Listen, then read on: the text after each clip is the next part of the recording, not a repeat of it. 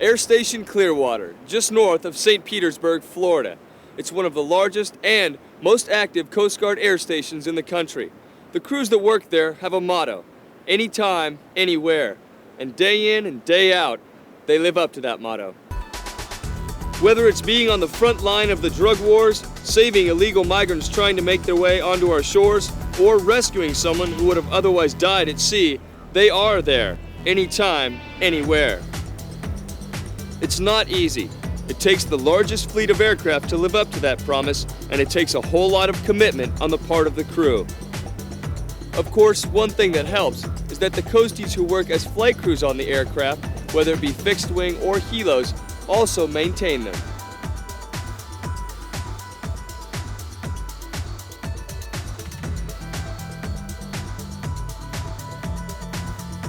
Now, a typical helicopter crew carries 4 individuals: the pilot and co-pilot who command the aircraft, the rescue swimmer, who is often dropped in the middle of the ocean to rescue victims of sinking vessels, and the flight mechanic.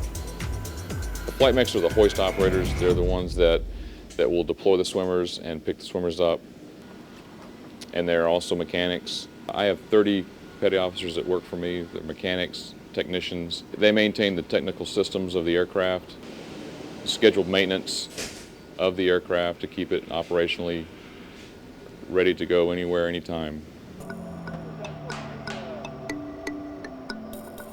All flights begin with a pre-flight check, making sure the aircraft is ready to fly.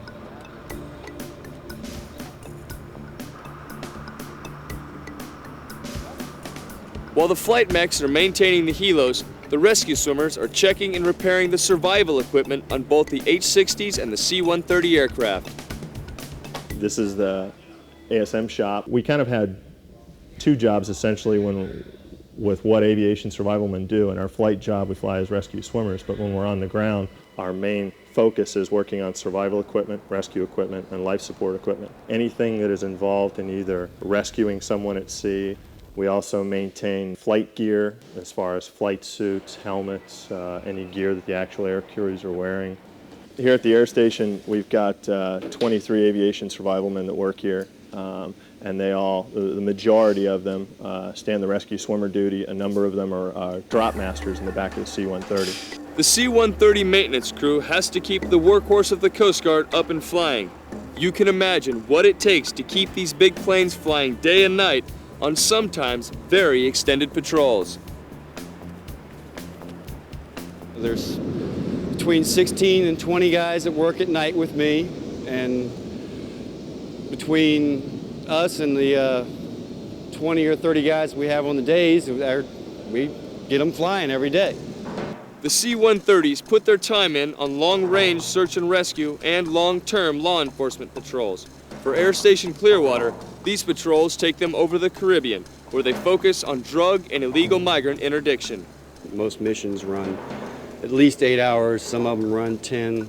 We've had some missions that ran up to 15 hours. Long day.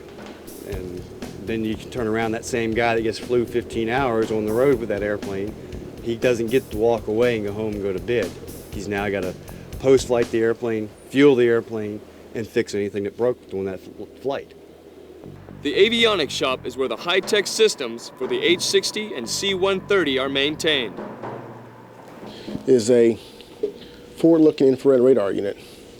This is our primary helicopter unit we use for searching at night for people in the water, smugglers, boats, aircraft. What it does is it picks up on heat that people put out or engines put out, and it has a radar unit here, the eyeball, and this is inside the aircraft. The person inside controls it. Forward-looking infrared, or FLIR, is an invaluable tool for Coast Guard air crews in search and rescue and law enforcement cases. In addition to using FLIR, crews also depend on night vision goggles when it comes to flying at night. It's especially helpful to the Coast Guard when they have to outsmart smugglers trying to bring in drugs and other contraband, and who think that the darkness of night will keep them safe.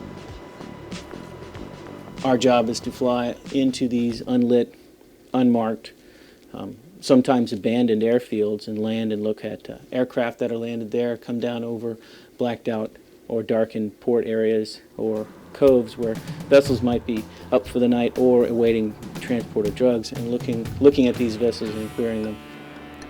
Fortunately, with equipment like FLIR and night vision goggles, the Coast Guard improves their odds in finding and stopping these criminals.